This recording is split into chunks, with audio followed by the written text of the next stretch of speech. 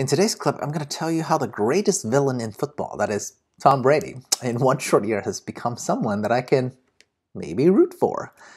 No, for reals. Despite me being a New Yorker at heart.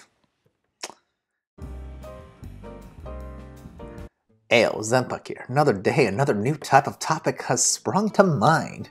My lord, I feel elated to think of this topic just in time for Super Bowl 55 or Super Bowl LV. I mean, when will the number get to be LVMH? I mean, I don't know my Roman numerals that well, but by God, someday I hope that becomes a real Super Bowl poster, okay? LVMH, let's go. Anyway, first some context, right? I am a proud New Yorker. Whether I live in New York City or not at the moment is irrelevant. And Brady and the Patriots has been a real huge pain in the butt in the NFL for years, right? Constantly beating out the New York Jets and then thankfully constantly failing against the New York Giants in the Super Bowls that they've played together. But even those wins were highly stressful. My God, edge of my seat level of suspense, right? So it should come as no surprise that Tom Brady has been a villain in my mind of the highest order for pretty much his entire career. Until now, I mean. It is a rare thing for someone to go from being hated to, dare I say, mildly maybe cheered for. And here is a bunch of reasons why that I can think of, especially countering some common reasons as to why people like me hated on him for so long. Okay, 1. He was part of that practically unstoppable Patriots machine, okay? Nobody likes a team that wins that much. I mean, unless they're your team, and the Patriots certainly weren't mine. Alas. But now, Tom Brady has left the Patriots, and guess what? Belichick without Brady sucked, and Brady without Belichick seems to have done wonderfully. I guess it wasn't their coach that's a genius after all, but the player, eh? I mean, one season's a bit of a small sample size, but honestly, I'm amazed Brady can do so well in a new team on his first year. I mean, if nothing else, props to him being an amazing athlete. And I can finally admit that now that he's not constantly in the New York team's faces, okay? But before you say anything else, yes, I'm a fan of both New York football teams. Why do I have to pick one when we have two? That's what happens when you live in the greatest city in America, okay? More than one of every single sports team types. Deal with it. Point number 2. Brady, people says, he's really got it all, as in he's really good looking. I've heard that one. Okay, well, I'm a dude that likes ladies, so no, I don't really care about what Brady looks like. So I will say this, though.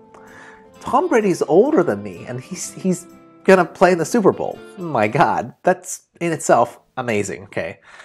At this age, I can't even make fun of his curious, diet. Whatever is working for him is really working. I mean, I don't say this often, but this dude's level of athletic output at his age is actually kind of inspirational, okay? I might even have to go do some crunches just because I'm ashamed by what this guy can do on the football field. All right, point number 3. Oh, another thing about Brady having it all is obviously related to his supermodel wife, Giselle. And, people hate on him because, I don't know, we're jealous. Except for me, actually. I've never been jealous of his wife, okay? She's tan, so who cares? Not to mention her face, okay? I mean, this is the same type of face the orange douche's latest and soon-to-be ex-wife has as well, okay? Giselle's fine. And by no means do I play as much value on her appearance as most people do, okay? And don't yell at me for, judging a lady based on her appearances, okay? Giselle's a model, okay? She literally was getting paid on the basis of what she looks like, so I feel like it should be okay to talk about what she looks like, okay? Anyway, my point is, never begrudge Brady on the whole wife situation. You know why? Because my wife's hotter, in my opinion, okay? On number 4, on this specific Super Bowl 55 matchup, okay? Oh man, I love the storylines. It's always going to be about, the two quarterbacks, right? Even though these are the two players that are never on the field at the same time. But here we go again. I just have to say it's harder and harder for me to cheer for a young prodigy versus a 43-year-old quarterback playing on a brand new team. For a team that I think, in the last 20 years has been to the Super Bowl one other time. Yeah, so usually I'd go with the underdog, and it's kind of surprising that Brady is actually on the underdog team this year. Right? Point five. Finally, this isn't a knock on how people usually hate on Tom, actually, but a reason that he may always have been a hero in disguise, right? If he only that he wasn't a part of the hated Patriots. This dude, just going back in history a bit, I just realized this, and I can admit this now that he's no longer on the Patriots. This dude was the 199th pick in the year of his draft. Okay, talk about barely making any team. That's 199 out of 254.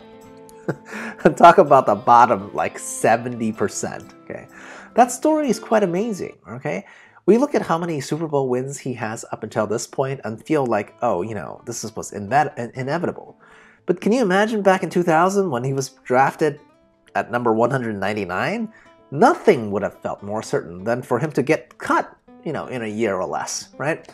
So to not only make it, but to make it to the very, very, you know, top of his game on more than one team at this late stage of his career, I mean, the adaptability alone makes me want to cheer for him, okay? So yeah, in conclusion, I may be a longtime New York football team fan. Giants, Jets, doesn't really matter to me. But let's be clear, both the Giants and the Jets have been colossal embarrassments recently, right? So when Super Bowl 55 starts, and I see on the one side, it's the, you know, the young, anointed, chosen one of the future, versus on the other side, an old villain that I've watched many, many, many more games of over the last more than a decade time frame. So yeah, it's going to be an easy pick. Let's go Bucks with Brady at the helm, okay? Do it for the middle-aged. Show those youngins how it's done. I mean, cynically, I wonder how it's all going to go down and whether I can guess right. But gotta have hope, right? Oh man, I got so excited. I forgot to ask you guys to comment, like, and subscribe and all that social media crap. Who cares? Tell your friends, tell your parents. I don't really care. Cheers. And also, yeah, you know, watch more clips or whatever.